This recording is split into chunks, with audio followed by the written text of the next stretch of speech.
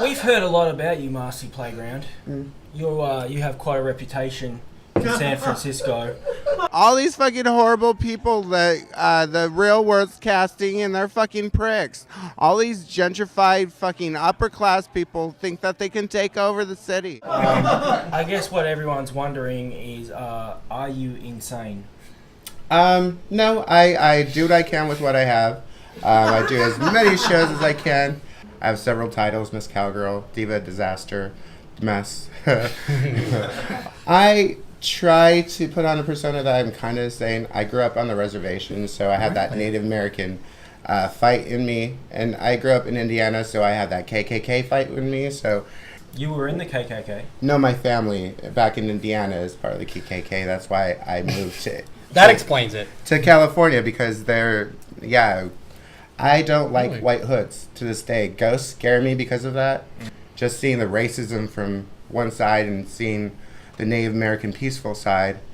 Yeah. Yeah, and then my dad married my mom, which is from the hills of Kentucky, where they didn't have any birth control. I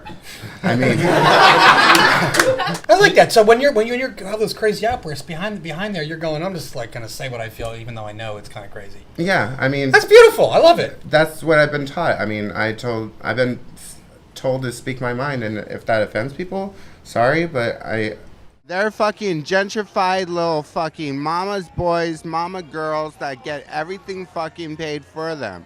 And they need to fucking die. You actually said that all these new baby boomer trust fund fuckheads need to get mugged and killed. At one point, raped.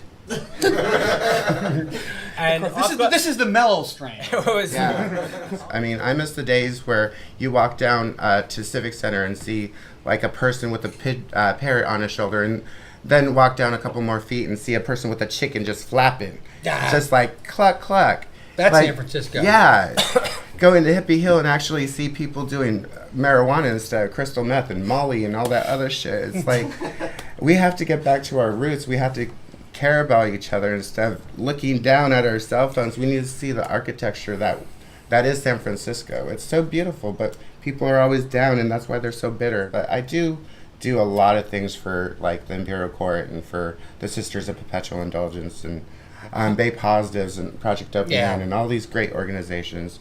And the more you get involved in the city, the happier you'll be. I was a drunken mess when, and then like, cleaned up. I'm finding my. I stopped doing crystal meth. This is a step up.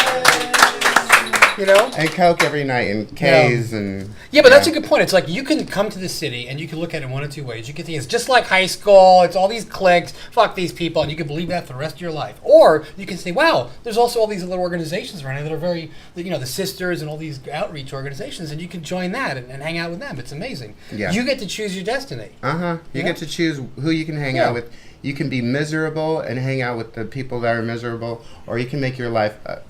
happy and everything, and hang out with beautiful people like Maria, and all like, kinds of have a good strange time. People. Be positive, karma.